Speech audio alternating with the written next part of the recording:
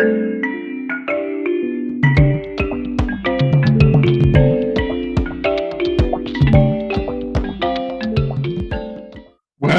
here's an experiment, recording with Zoom.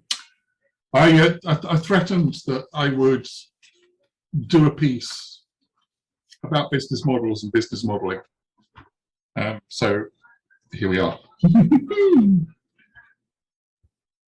And I'm going to do this live. This is the first time I've used this technique and this technology. So we're learning together, so to speak.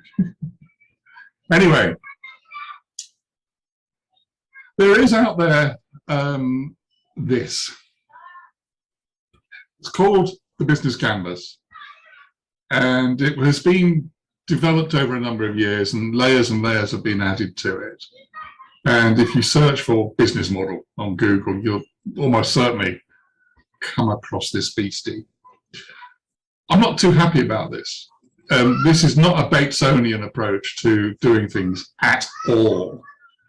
Specifically, you need to be waving my fingers about as if you can see the screen. You need to be looking at the different elements, at the different parts, at the little lorry, at the heart, and one thing and another. And as you look at those, the lorry and the heart particularly, because they're about connecting a business with the environment, you're then supposed to remember or work out all the stuff that matters for that. I wonder. Anyway, it breaks down into a canvas that looks like this, and you would be writing on this canvas to describe your customer segments, to describe the relationships with them, to describe the distribution channels to get there and offer. This is an external and very analytical way of doing it. It is about looking at the business as an object. And if you've been seeing the other videos, you'd understand that this is something that I ain't so keen with. The other thing that comes with this, in the conventional view of strategy, is are you going to be resource-based in your viewing of it, or are you going to be market-based? Which emphasis are you going to have? Because you're encouraged to have one emphasis or the other. Irrelevant for us. But this modeling does stress the traditional view of strategy as an entity, a business, sitting in an environment with a configuration which is designed to connect to that environment.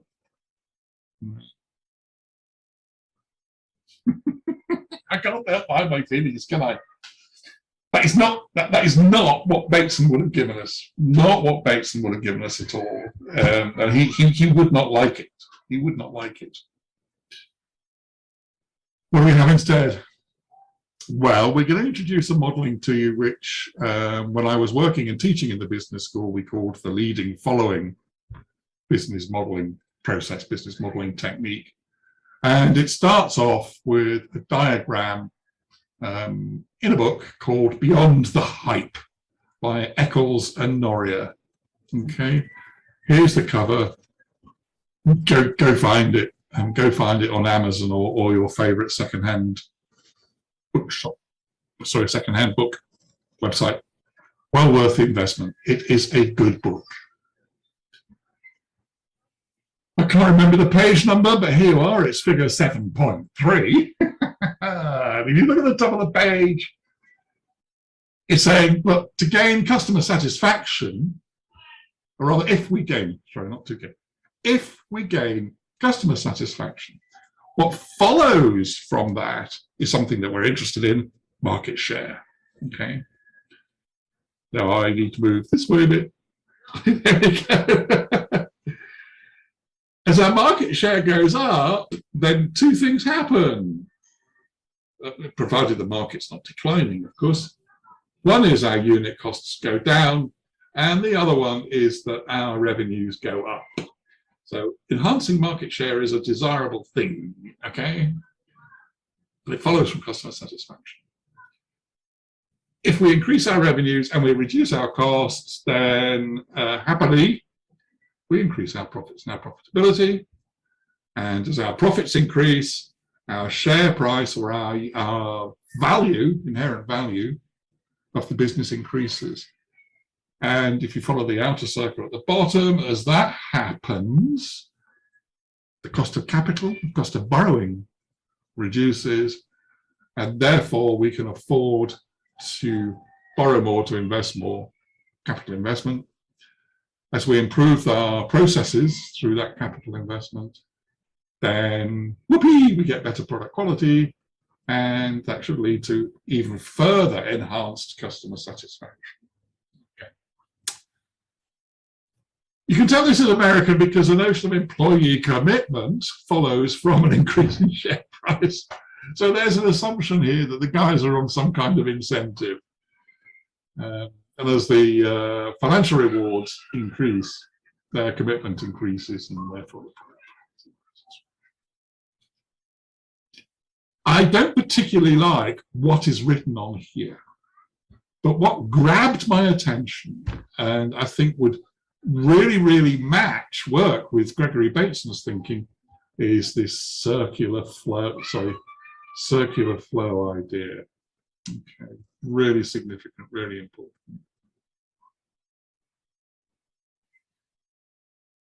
So, how does it go? How does it play out? Well, what we would do in class is we would say, okay, guys, we're running a restaurant.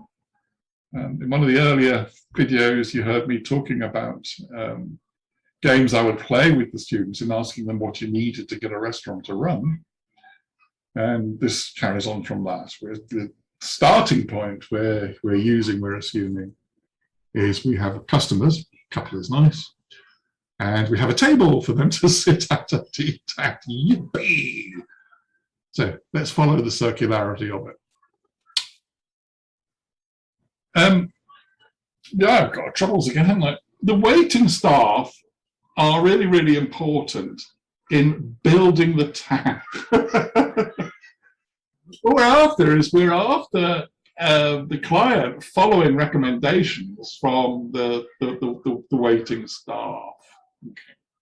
And there's a real nice and interesting skill in waiting staff of facilitating the customers getting what they want, but with this little edge of adding some more to the tab, more to the bill. But anyway, the waiting staff leads the customers. Oopsie, there we go. But the waiting staff do not have a blank. They don't have a blank piece of paper or anything that they can, they cannot offer anything. There's things they can offer, but they can't offer anything. They are guided by a menu. Mm-hmm. So we have a menu that guides the waiting staff, so they don't go and do things which are stupid in terms of what the kitchen can do. And after the dialogue or the discussion between the waiting staff and the client, the customer, we send an order into the kitchen, and that leads the activity in the kitchen. The kitchen will process that order in sequence, we hope. If not, I'll shoot the button. But again, what's on the menu can't come from anywhere. What's on the menu has to follow certain things. If we're a high-class, high-end restaurant preparing fresh food, it's very, very obvious that the menu of the day has to follow the ingredients which are in season. But also, we've made other strategic decisions about the kitchen and about the technology that's available in the kitchen, or the cooking process, the ovens, the menu has to follow that technology. We can't produce things on the menu that use technologies that we don't have. The other thing is that we can't produce things on the menu which the chefs can't cook. They have to be skillful. They're executing the recipes and delivering what's on the menu. So the menu is always a balance between the things we'd like to offer and what's available seasonally for the ingredients, the skill set, the development of our chefs, and the technology that's available. Okay, so the menu follows that. The waiter follows the menu, And the clients, we hope, follow the waiter's recommendation, and we get a good, valuable order into the kitchen. Bang, bang, bang, bang.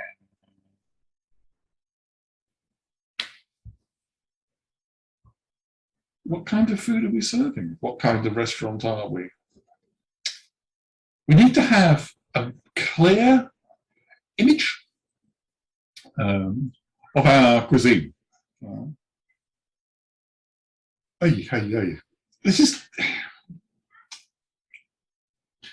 This might not sound as simple as you might think.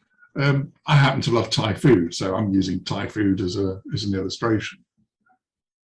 But what dishes represent Thai cuisine and are the standout dishes of that cuisine? What we need to understand is we choose a cuisine, we need to understand the standout, if you like, the signature dishes of that cuisine, develop those into signature dishes of our restaurant by becoming very skillful in the technologies. And this image of the cuisine we want to serve is what has led our choices in the kitchen technology and the balance of assets that we bought and put into the kitchen. Okay. So, kitchen leads cuisine. Sorry, try again, John. Cuisine leads the kitchen. Kitchen limits the cuisine in a different sense. Anyway, the image of the cuisine that we want leads the kitchen technology, leads the skill development of the chefs. Right? So that leads the menu, that leads the waiting staff, leads the clients into their expectations and building the bill. All right. What a lot has suddenly happened. Well, despite the game that I was playing with the students elsewhere, that you may have seen, what's the minimal configuration for a restaurant?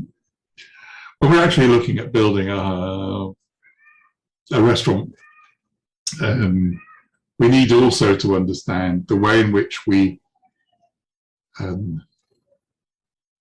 lead the customer and leads the customer expectations. So here's my favourite restaurant in Nottingham, England, Chayo. The waiter, by the way, on the menu is not from Chayo, but the other photographs are. We need to communicate with the clients and tell them that we're here, or in the case of the moment here, from the Facebook pages, major way of communicating with potential clients and with clients. Will be closed. No, I didn't want me to pick, but that was what on the Facebook page today. But there are messages about expectations. There are messages there about or from customers. Of course, connected to Facebook is TripAdvisor. If you look up this restaurant on TripAdvisor, 4-star, 5-star ratings all the way through, and comments about a really lovely atmosphere and lovely service. I can tell you the service is good. The environment is telling, if you look at the top left picture, the environment is telling the client, the customer, you are in a Thai restaurant. All the references there to Thai culture. But not only that, the class of the design and the clarity, the clean lines tell you something else, or indicate something else about the simplicity, the clarity, and the elegance, in fact, of this place. It is not as fussily decorated as some of its competitors in Nottingham. Tam Thai, really well known, very popular, but so very expensive. And then the decor in Tam Thai, it's all covered in gold colours and rich things and lots of pseudo Thai artifacts. This one, by comparison, is pared back. They are genuine Thai artifacts that they've been, as you can see, that they use. You can see on this slide, it's a couple, an English guy and his Thai wife who are running it. Okay. So they've taken these decisions culturally, they're out of their relationship, if you see it now. Where they are, the way that they're engaged with, looking at the world, the way that dwelling is the word I'm moving towards, has set them up, is that the right word? Set them up to run a Thai restaurant. And given that's what they're doing, they're then expressing themselves through them. But they can't offer something that people do not want. So there has still been an exploration of the demand for Thai food, the demand for different types of restaurant around Nottingham. This restaurant is interesting. It's not in the same area as the other fashionable restaurants. It's not in one of the hubs. It does sit out on its own a bit. The other thing about this restaurant actually is that it's got small frontage. Then you go in and down the stairs and there's this nice big place down below. But they have to monitor and watch the customer. They have to track what's popular on their menu, right? Which dishes are earning the money, which dishes aren't. Okay. Now, well, I really have been naughty, haven't I? I've not thought about where I am on the slide. Yeah. Can I get out of the way? No, I can't. Oh, John. Anyway, I'm going to step aside, but so I'm right out of the way. There we are. Oops, Daisy. The issue in terms of the things that I've been talking to you about is when I present the business model to you like this, it suggests a concrete building up. And of course, the business has been built, inverted commas. But this building is not the same as the in-out, the inside to outside strategic modeling, which we might get, so to speak, from considering the thing in a traditional way. So Bateson would be happy, he would be pleased with the idea of the processes. The connection with cheer and hold is that we are exploring the conditions that set something up, right? We're exploring how the waiter needs to behave to set the client to build a big bill. Yeah, we're exploring how the menu is set there and guides the waiter in guiding the client. What's the relationship between our vision of the cuisine, the way in which we've determined the kitchen, and what we can cook? Cheer and Holt would be really happy in the way in which we're thinking about how we are setting up the lead for the following to occur to establish our virtuous cycle. Okay. Now then, what's the video? What's the little picture at the bottom? Well, I hope you can understand that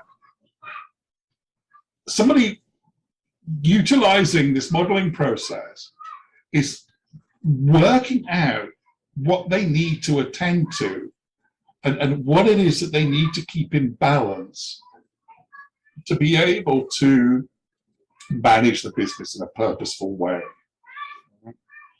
to be able to engage in what's going on, in respond, in being able to cope.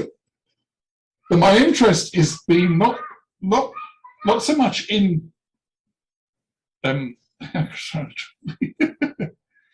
strategy per se. My argument in these videos is, how would Bateson get us? How would Bateson ask us? How would he want us to be teaching strategy?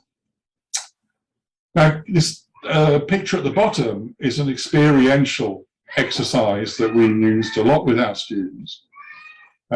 Steve, who led our experiential trainers, he calls it bullring. I prefer to call it ball ring, ball in a ring, which is expressing a bit more. Anyway, let's have a look, and I'll explain to you why it is, for me, this is such a powerful learning exercise. Right? Whoops. Whoops, Daisy. John got it wrong.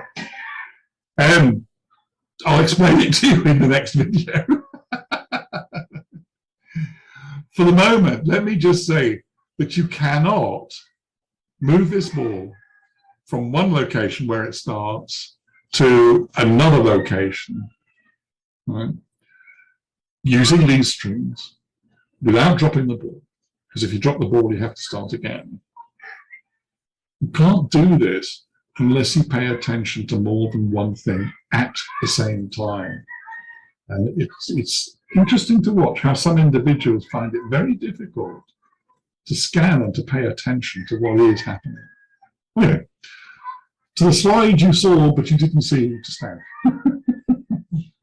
Right, why am I promoting this little invention of mine, this style of business modeling? Well, it helps us to focus on a flow, a flow of information or a flow of influence or a leading process. Right? I'll explain why the boring is powerful in helping us do that. The Canvas business modeling thing, which is much more in the, it's produced by an American consultant, but it's much more in the tradition of American styles of strategy making, very, very comfortably fits with notions of Porter and the value chain. But there are two things about it. It's static. It isn't dynamic. It doesn't explore how an entrepreneur, how business managers need to be tracking what's going on, watching what's happening. It doesn't explore coping at all. It's heavily externally contextualized, and it's about configuration internally. It's an analysis of an object.